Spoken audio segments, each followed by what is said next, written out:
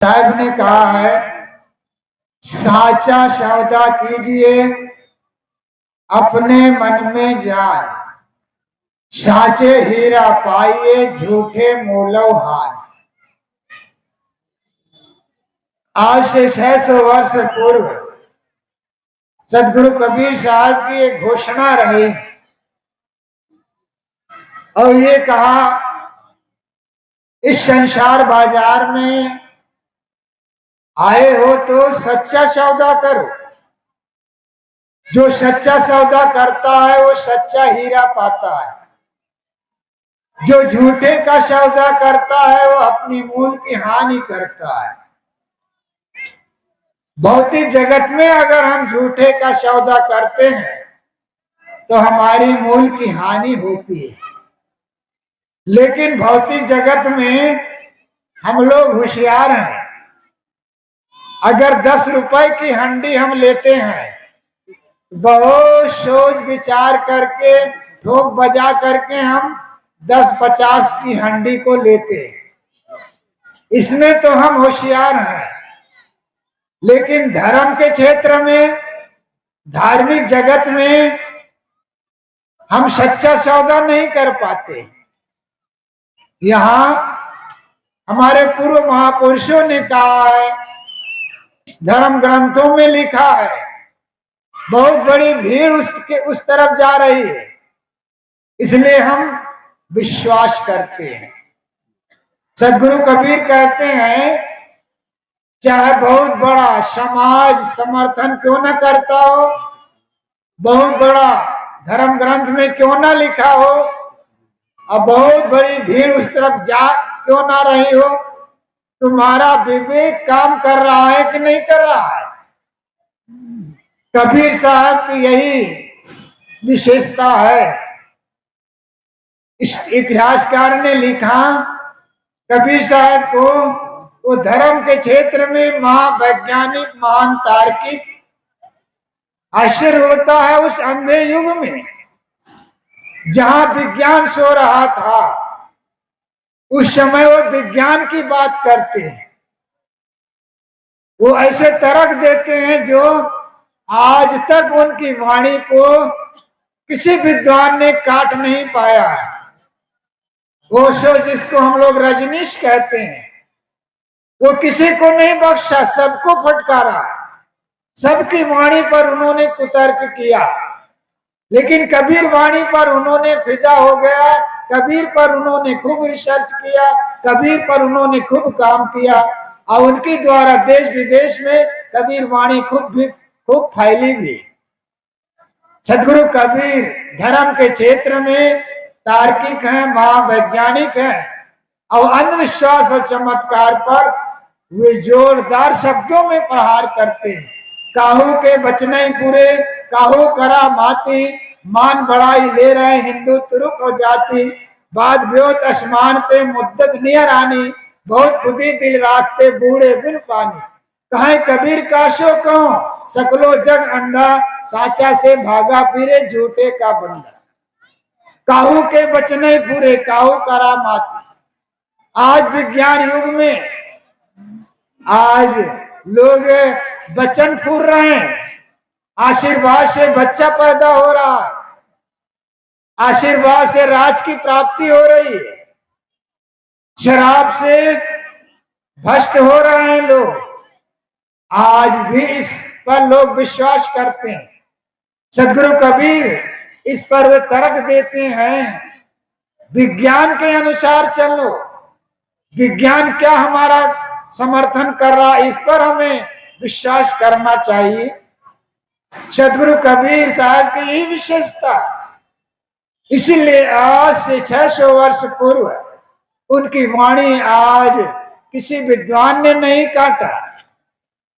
ये उनकी वाणियों में खूबियां हैं, इसीलिए उन पर जो जो रिसर्च किया, उन विद्वानों ने कबीर साहब की मुक्त कंठ से प्रशंसा की है, झूठी प्रशंसा नहीं। साहित्य जगत में डॉक्टर राम कुमार वर्मा का नाम आता है। उन्होंने कबीर साहब को विश्व कवि माना। वे भारतीय कवि तो थे ही, साथ साथ विश्व कवि भी मान्य होंगे। और हजारी प्रसाद द्विवेदी हिंदी जगत के दिग्गज पंडित, उनकी उनकी पुस्तक है, उनकी थीसिस है कबीर। उन्होंने कबीर पर उन्होंने लिखा, भाषा पर कबीर का जबरदस्त अधिकार था। वे वाणी के डिक्टेटर थे। 1000 वर्षों के हिंदी साहित्य में कबीर जैसा व्यक्तित्व लेकर कोई लेखक उत्पन्न नहीं हुआ। कबीर युग अवतार की शक्ति और विश्वास लेकर पैदा हुए थे। यदि एक वाक्य में कहा जाए तो सर से पैर तक मस्त मौला बेपरवाह, दृढ़ उग्र कुसुमादि कोमल, वज्रादपि कठोर थे। कबीर की साहित्य में भारतीय जीवन का मूल समाया है, डॉक्टर हजारी प्रसाद द्विवेदी लिखते हैं। और उर्दू के महान कवि, महान विद्वान, गांधी युग के महापुरुष फिराक गोरखपुरी ने लिखा, कबीर के सर से पैर तक आंखें आंखें थी जो कभी झपकती नहीं थी। वे कहते हैं, लिखते हैं, जब तक हिंदुस्तान जिंदा रहेगा, बल्कि सभ्यता जिंदा रहेगा, कबीर की सदाबहार रचना कभी बूझ नहीं सकती। इस अमर रचना अमर वाणी का राज्य है।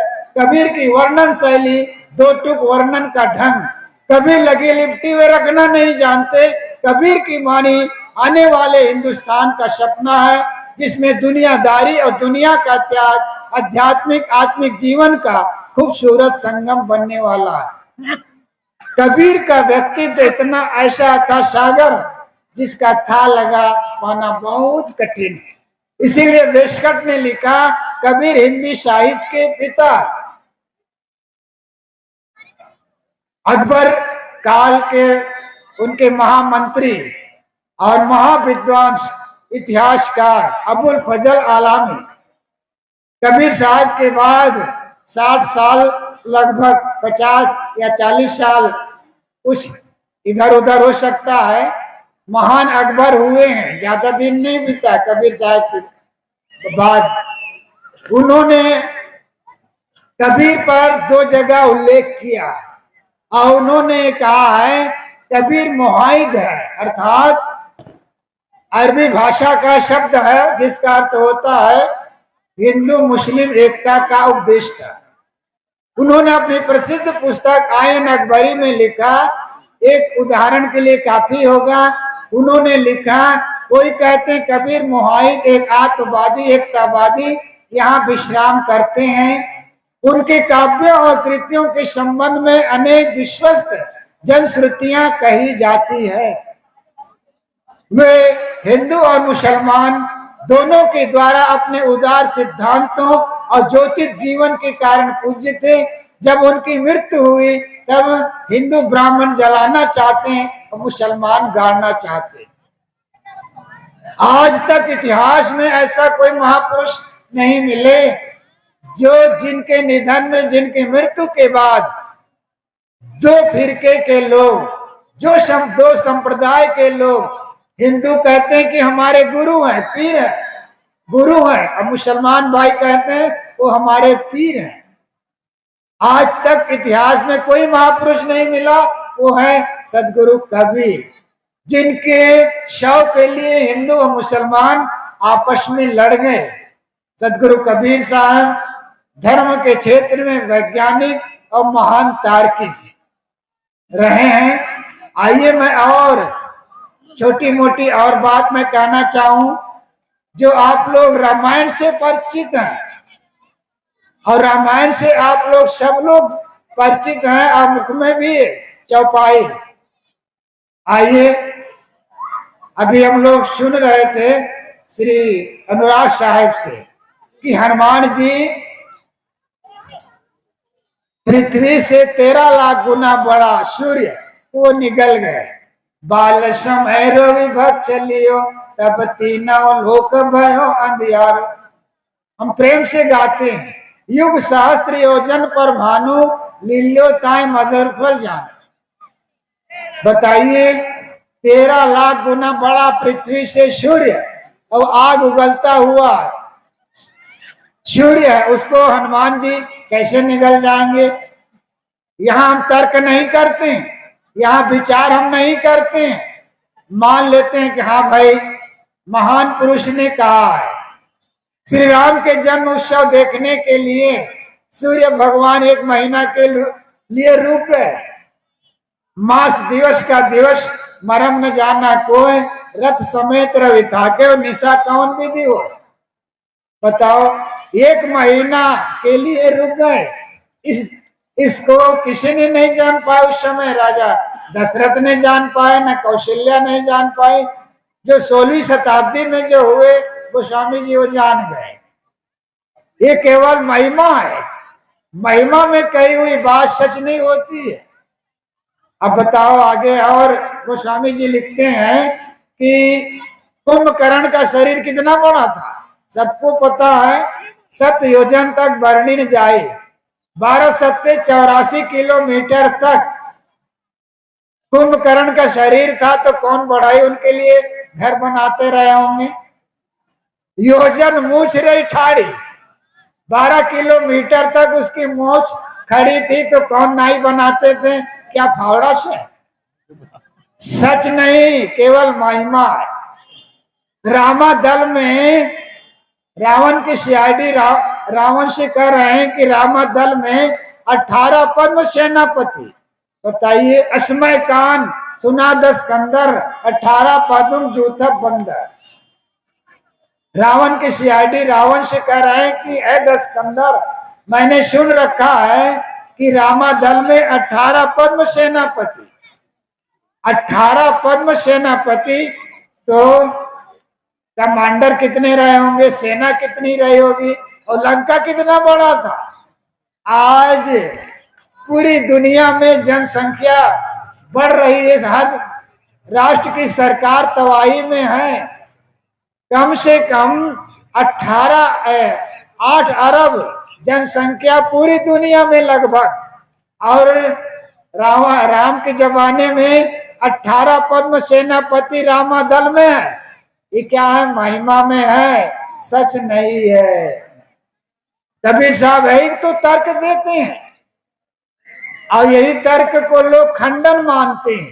खंडन नहीं करते हैं, आपको यथार्थ बताते हैं। अब विज्ञान सम्मत वो बात बताते हैं कि ये सब महिमा के वचन है, सच हो नहीं सकता। देवी देवता, भूत प्रेत, मरी मशान, जिंद चुड़ैल, शकुन अपशकुन, टोना टोटका, ग्रह लगन मुहूर्त, साहब ने इसको खूब बुहारा। लेकिन आज विज्ञान युग में हम लोग देवी देवता हम कहाँ मानते हैं, या तो आकाश में मानते हैं, या तो देवताओं को कहाँ मानते हैं, या तो देव मंदिर में मानते हैं। और कबीर साहब का सगुन देवता, सगुन परमात्मा, देखो प्राणी जगत है, और उनका देवी देवता कहीं आकाश पाताल में नहीं है, कहीं देवघर में नहीं है। उनके देवी देवता जीता जागता ये समाज है। कल मैं कहा था ना कि देखो, एक तरफ देवियां हैं, एक तरफ देवता है, एक तरफ भगवान है, एक तरफ भगवती है। कबीर साहब का भगवान और भगवती और देवी और देवता जीता जागता है समाज है, और ये सच है।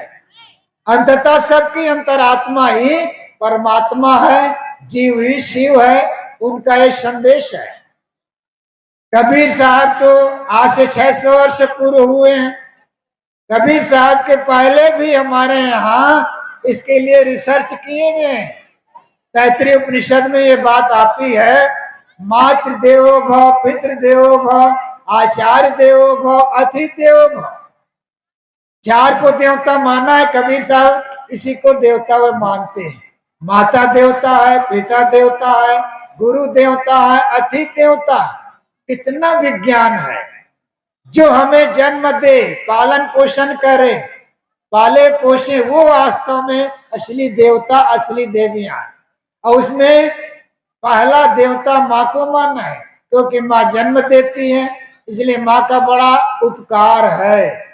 माँ 9 महीना गर्भ में रखती है, कष्ट से पैदा करती है, इसलिए माँ को पहला देवता हमारे ऋषियों ने माना है। और ऋषि कहते हैं गृह रूपी मंदिर में जगत जननी माता है, जो साक्षात अम्बा है, जिसका गौरव आचार और पिता से कम नहीं है। उपाध्याय से 10 गुना श्रेष्ठ आचार, आचार से 100 गुना श्रेष्ठ पिता, पिता से 1000 गुना श्रेष्ठ माता गौरव युक्त होती है। सर्व तीर्थमय माता, सर्व देवमय पिता। सभी तीर्थों में श्रेष्ठ माँ के चरणों को बताया और सभी देवों में देव पिता को बताया। कभी साहब इसी को देवता और इसी को देवी वे मानते हैं। और भूत प्रेत जादू टोना शकुन अपशकुन टोना टोटका ये अंधविश्वास है। आज हम विज्ञान युग में चल रहे हैं। आज भी शिक्षा इतनी होती हुए भी आज भी हम लोग या भूत प्रेत को आज भी हम स्थान दे रहे हैं और विज्ञान से उसको जामा पहना रहे हैं। भूत प्रेत कहीं नहीं होते हैं। भूत का अर्थ होता है जो बीत गया, अथवा प्राणी को भी भूत कहा गया है। गीता में बार बार ये बात आती है, प्राणियों को भूत कहा गया है। भूत की कहीं योनि है न खानी है। भूत प्रेत एक कल्पना मात्र है, अंधविश्वास है। प्रेत का अर्थ होता है चला गया, अथवा कहीं अलग से भूत प्रेत नहीं है। और सबकी अंतरात्मा ही परमात्मा है, ये पर कबीर साहब विश्वास करते हैं और कबीर वाणी इसी का संदेश देते हैं और सभी महापुरुष इस पर संदेश देते हैं। ईश्वरा सर्वभूता नाम हृदयशा अर्जुन तिष्ठति, ये गीता में बात आई है। सभी भूत प्राणियों में ईश्वर विद्यमान है। उपद्रष्टान मनता चा भरता भोक्ता महेश्वरा, परमार्थ में चापयुक्तो देशविन पुरुषा परा, ये गीता में ये श्लोक आता है। और श्रुति वचन भी है, अंता शरीरे ज्योतिर्मय शुभ्रो यम पश्यंत यथा क्षीण दोषा। वह परमात्मा कहाँ है? ऋषि कहते हैं अंता शरीर, शरीर के अंदर है। वो कैसे है? ज्योतिर्मय शुभ्र दिव्य है। उन्हें कौन साक्षात्कार करता है? यम पश्यंती यतया क्षीण दोषा, जो यत्न पूर्वक जो अपना दोष को जो छीन कर लेता है, वे आत्मा रूपी परमात्मा का साक्षात्कार कर लेता है। जब तक विशुद्ध हृदय नहीं होगा, निर्मल मन नहीं होगा, तब आत्मा रूपी परमात्मा का साक्षात्कार नहीं होगा। इसीलिए तो गोस्वामी जी ने श्री राम के मुख से कहलवाया, निर्मल मन जन सो मोहि पावा, मोहि कपट छल छिद्रन भावा, काम क्रोध मद मानन मोहा, लोभन क्षोभन रागन द्रोहा, जिनके कपट दम नहीं माया, इनके हृदय बसहि रघुराया। निर्मल मन वाला ही मुझे अच्छा लगता है, जो छल छद्म करने वाला है वह मुझे अच्छा नहीं लगता। परमात्मा और भगवान और राम जीव के पर्यायवाची नाम है। अलग से कहीं परमात्मा नहीं बैठा है जो आकाश में बैठा हो और हम सबको वह देखते हो, ऐसी बात नहीं। सबकी अंतरात्मा रूपी परमात्मा सबको वह देख रही है और स्वयं को वह अपना वो जानती है वो आत्मा। इसलिए आत्मा के अलावा परमात्मा कहीं बाहर नहीं है। आप लोग हर वर्ष यहाँ आते हैं संतों के द्वारा, गुरुजनों के द्वारा, ये सारी बातें आप लोग सुनते हैं। केवल हम लोग दोहरा रहे हैं और अपने जीवन में इसको आश्रित करना, लेकिन जानते हुए भी हम लोग ऊपर की ओर निहारते हैं, भगवान हमारा उद्धार करो। आज तक भगवान को पुकारते पुकारते बहुत समय बीत गया, भगवान आपकी पुकार सुना ही नहीं। जो कहते हो भ्रष्टाचार आज भी है, नक्सलवाद आज भी है, उग्रवाद आज भी है, आज भी तमाम प्रकार के दोष दुर्गुण मौजूद है। इस मौजूदी को दूर करना है। जब हम प्राणी प्राणी में भगवान भगवती हम देख लेंगे तो निश्चित है प्राणियों के साथ हम छल छद्म नहीं करेंगे और प्राणियों के साथ प्रेम का व्यवहार करेंगे। समय मेरा पूरा होने जा रहा है, समय का निर्धारण नहीं रहा, वैसे तो 9:30 तक रहा। हमारे साथियों ने बढ़ाते बढ़ाते बढ़ाते गए, इसलिए मैं भी थोड़ा समय बढ़ाया और यहीं पर अपनी वाणी को विराम देता हूं। और सभी श्रोताओं को, नगरवासियों को, संत समाज की ओर से आप सबको बहुत बहुत धन्यवाद। और जो हमारे आयोजक मंडल परम श्रद्धेय संत श्री शंकर साहब को